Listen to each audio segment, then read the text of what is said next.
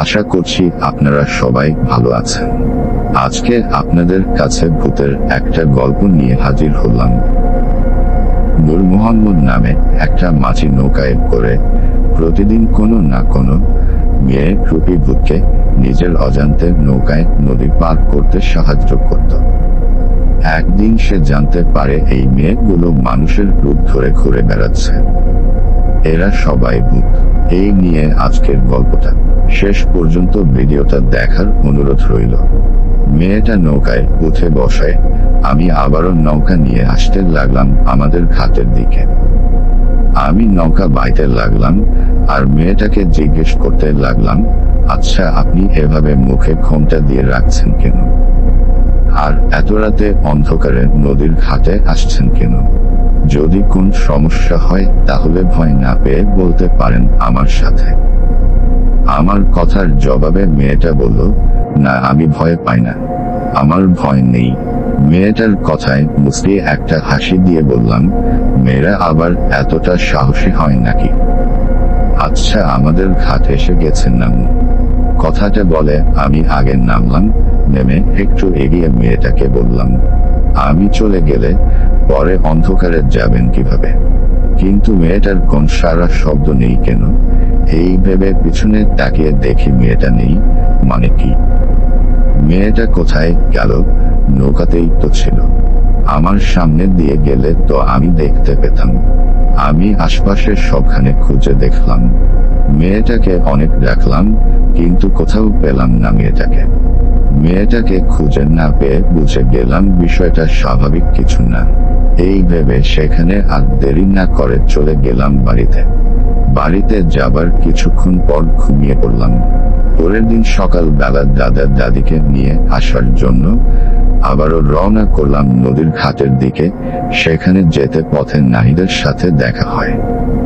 ওর সাথে দেখা হতেই ও বলল, কি রে কোথায় যাচ্ছিস? ওর কথার জবাবে ওকে সব ঘটনা খুলে বললাম।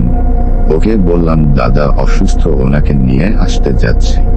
আমার কথায় নাহিদ বললেন, ও ঠিক আছে যা, বাড়িতে এসে দেখা করিস, তখন আড্ডা দিব। ওর কথার সম্মতি দিয়ে নদীর ঘাটের দিকে যেতে লাগলাম।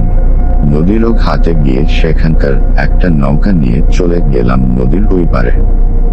ওই পারে গিয়ে ঘাটের নৌকাটা বেঁধে কিছুক্ষণের মধ্যে চলে গেলাম ডাক্তার বাবুর বাড়িতে।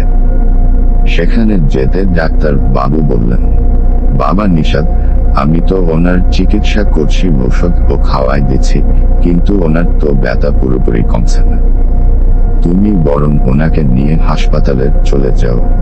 ডাক্তার বাবুর কথায় আমি দাদাকে নিয়ে হাসপাতালে চলে গেলাম। হাসপাতালে যাবার পর সেখানকার ডাক্তার বাবুরা চিকিৎসা করতে লাগলেন। হাসপাতালের ডাক্তার বললেন, ওনাকে 2 দিন হাসপাতালে থাকতে হবে। কি আর করার, ডাক্তারের কথা তো রাখতে হবে। হাসপাতালের ডাক্তারকে দেখাতে রাত হয়ে গেছে। ডাক্তারের কথায় দাদাকে হাসপাতালে ভর্তি করে দাদিকে বললাম। দাদি, ডাক্তার তো বলল দাদাকে 2 দিন থাকতে হবে, আমি বরং বাড়িতে চলে যাই, পরশু এসে তোমাকে আর দাদাকে নিয়ে বাড়িতে যাব। কথাটা বলে আগের রাতের মতো সেই রাতেও বেরিয়ে পড়লাম। চাঁদনি রাত, হাতে হারিকেন নিয়ে হাঁটতে লাগলাম নদীর ঘাটের দিকে। ঘাটের পাশে দাঁড়িয়ে দেখলাম একটা কুমারী মেয়ে অনেক জোরে হেঁটে যাচ্ছে। আমি মনে করলাম কোনো জরুরি কাজ আছে হয়তো। তা প্রায় ঘন্টা খানেক হাঁটার পর আসলাম নদীর ঘাটে। ঘাটে এসে দেখলাম আমার রাখা নৌকাটা ঠিক জায়গায় বাঁধা আছে। আমি নৌকার কাছে এসে নৌকাতে উঠতে যাব, এমন সময়ে ভয়ে আবার 2 পা পিছিয়ে আসলাম। কারণ আমার নৌকায় আগে থেকেই বসে ছিল এক বৃদ্ধা।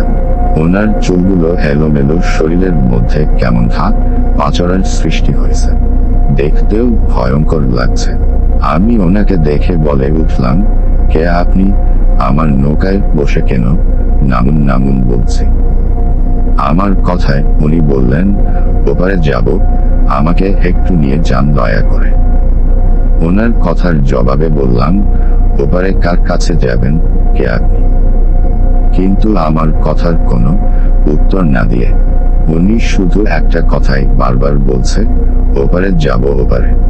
এত মহা ঝামেলায় পড়লাম, উনি নৌকায় উঠে বসে আছে, কোনোভাবে নামছে না, শুধু বলছে ওপারে যাব।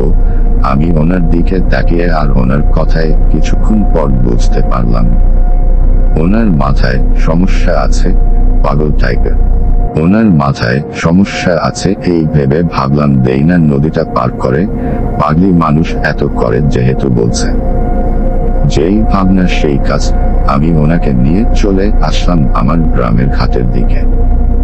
আমি যখন আমাদের গ্রামের ঘাটের দিকে আসছি, তখন চাঁদের আলোতে দেখছি কে যেন হাত ইশারা করে বলছে না না, এরকম কিছু। আমি ইশারাটা বুঝিনি, না বুঝে কিছুক্ষণের মধ্যে চলে আসলাম ঘাটের দিকে। আমি ঘাটে এসে নৌকাটা বেঁধে নৌকায় থাকা সেই পাগলিকে বললাম, ঘাট এসে গেছে নামুন।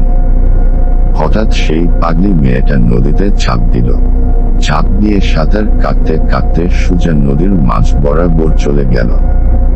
এটা দেখে আমি স্বাভাবিকভাবে নিলাম না। আমার মনে হলো এটা ভূতের কাজ হবে। কথাটা বলে আমি আগের নৌকা থেকে নেমে রওনা করলাম বাড়ির দিকে।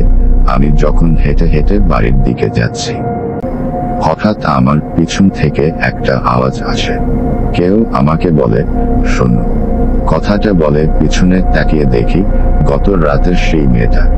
আমি মেয়েটাকে দেখে বলি, এই আপনি কাল হঠাৎ কোথায় উধাও হয়ে গেছিলেন? মেয়েটা, গেছিলাম কোথাও?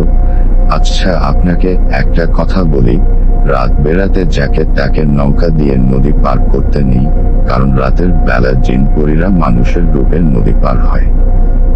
মেয়েটার কথায় মুচকি একটা হাসি দিয়ে বললাম, তাই নাকি? কাল রাতেও তো আপনাকে নদী পার করালাম, তার মানে কি আপনি ভূত? আমার কথায় মেয়েটা একটা হাসি দিয়ে বলল, হ্যাঁ আমি একটা ভূত। আর হ্যাঁ, আজ থেকে কোনো মেয়েকে আপনার নৌকায় নিবেন না। এই ঘাটটা তেমন ভালো না। এই ঘাটটা জিন ভূতের আবাসস্থল। ভূত প্রেত মেয়ের লোকের রূপ ধরে আপনার ক্ষতি করতে পারে। মেয়েটার কথা শুনে আমি অনেক ভয় পেয়ে যাই। আর ভাবলাম তাহলে কি আমি এতদিন ভূতকে নৌকায় পার করেছি? তো দর্শক বন্ধুরা, গল্পটা আজকে এই পর্যন্ত। আশা করছি আপনাদের গল্পটা অনেক ভালো লেগেছে। সবাই ভালো থাকবেন, ধন্যবাদ।